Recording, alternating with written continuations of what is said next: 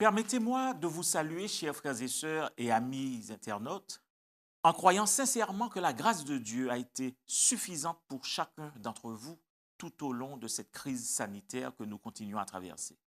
J'adresse aussi une chaleureuse salutation toute particulière à la grande famille répartie au sein de l'Union des Antilles et Guyane française qui s'étend des rives de l'Oyapock en Guyane jusqu'au marigot de Saint-Martin.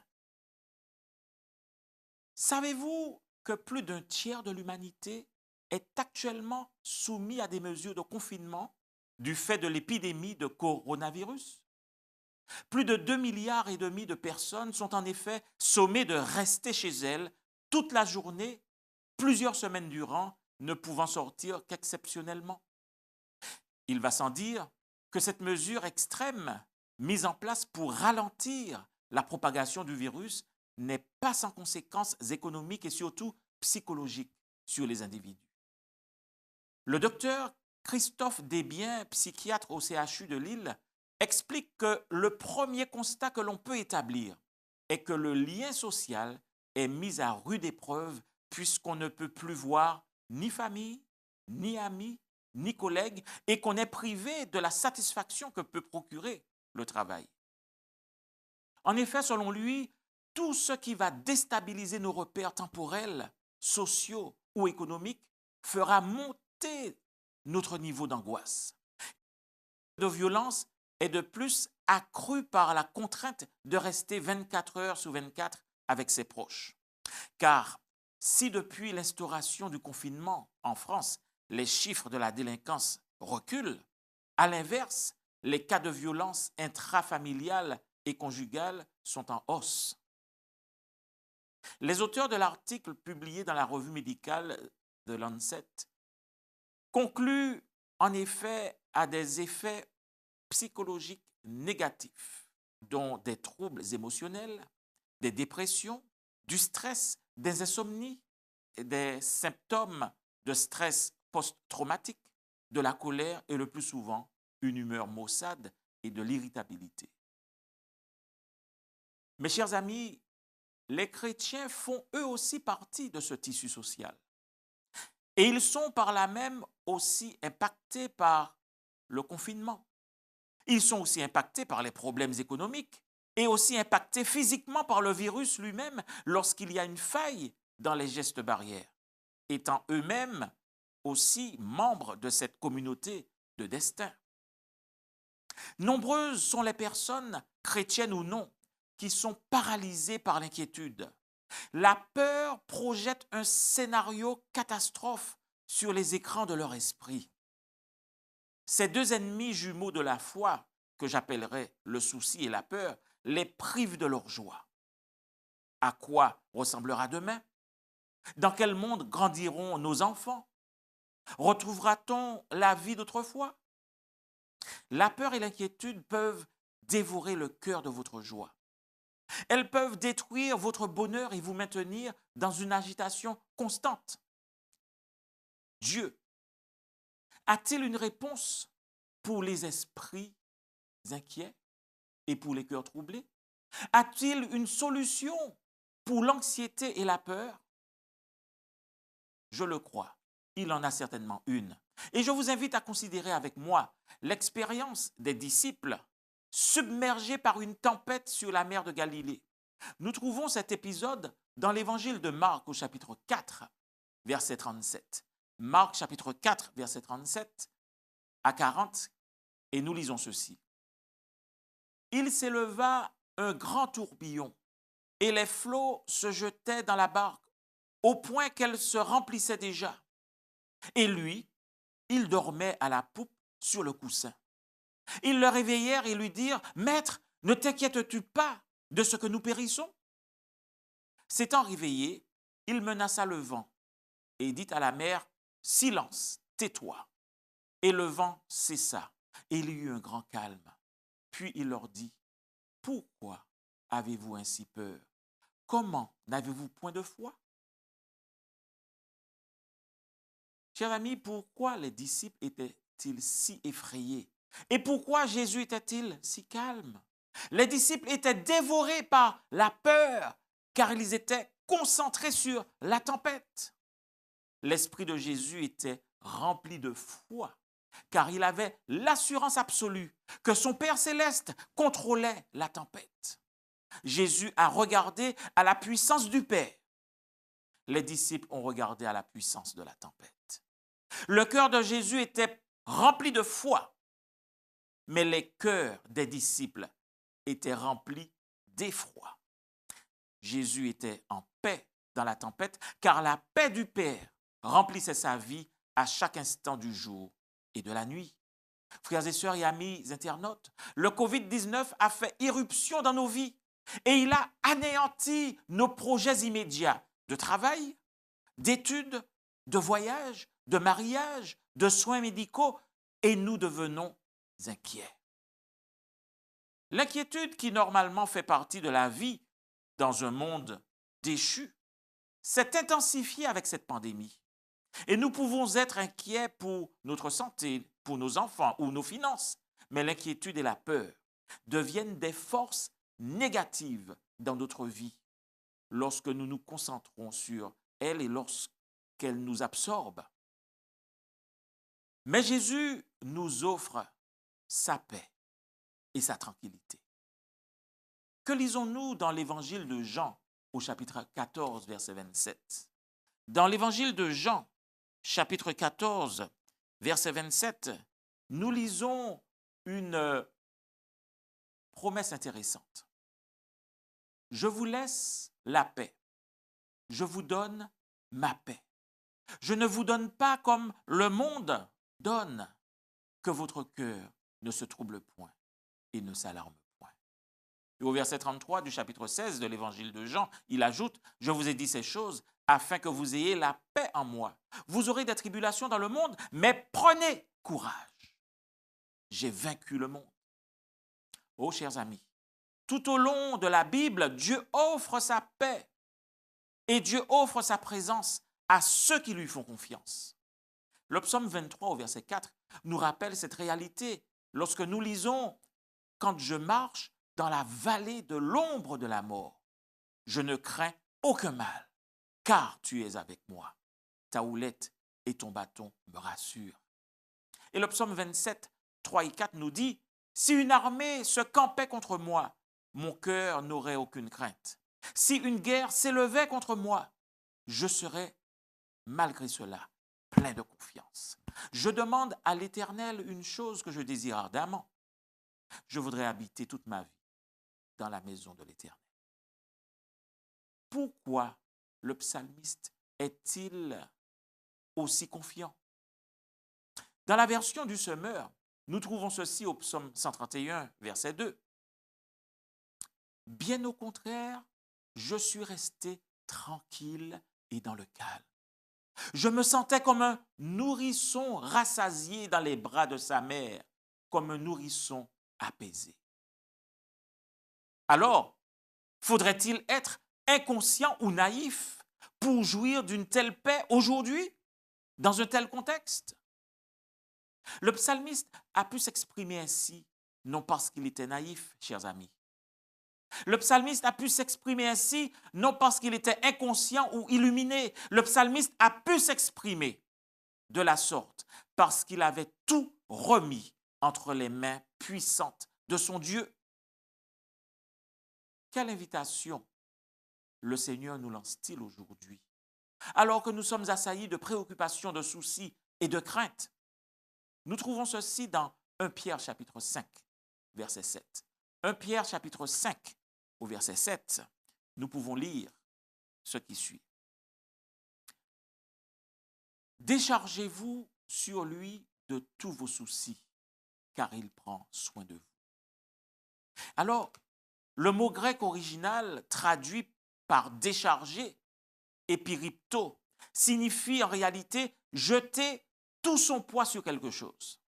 Ainsi, le passage de Pierre pourrait être traduit par « jette tout le poids de tes soucis et de tes angoisses sur Jésus.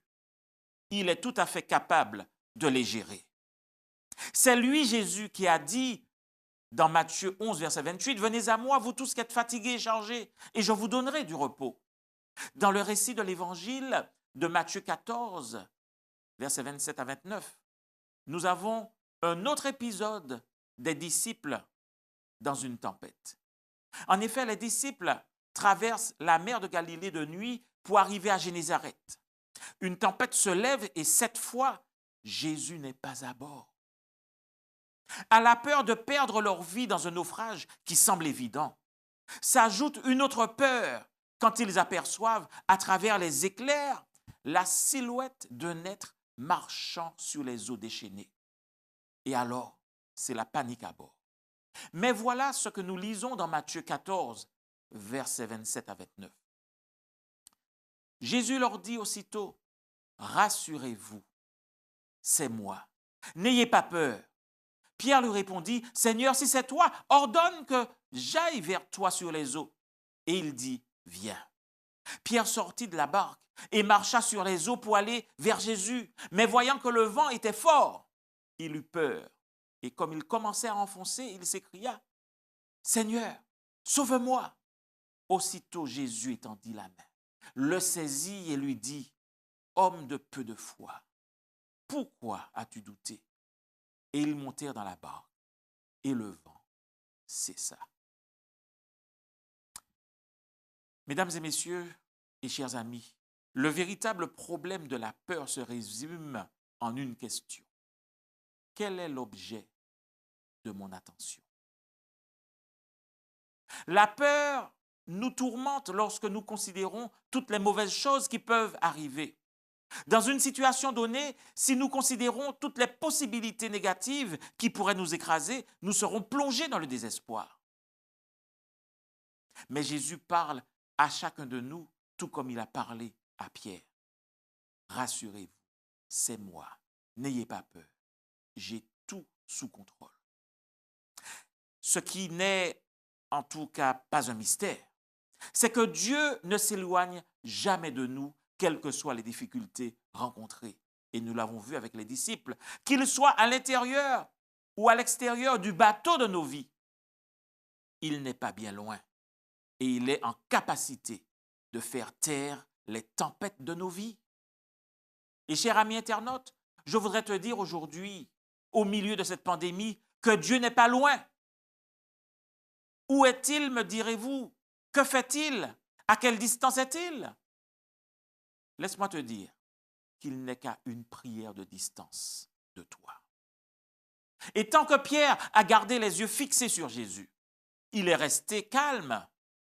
Mais lorsqu'il a tourné son attention vers sa propre force pour faire face aux éléments déchaînés, il a commencé à s'enfoncer sous les vagues et Jésus a dû le sauver miraculeusement.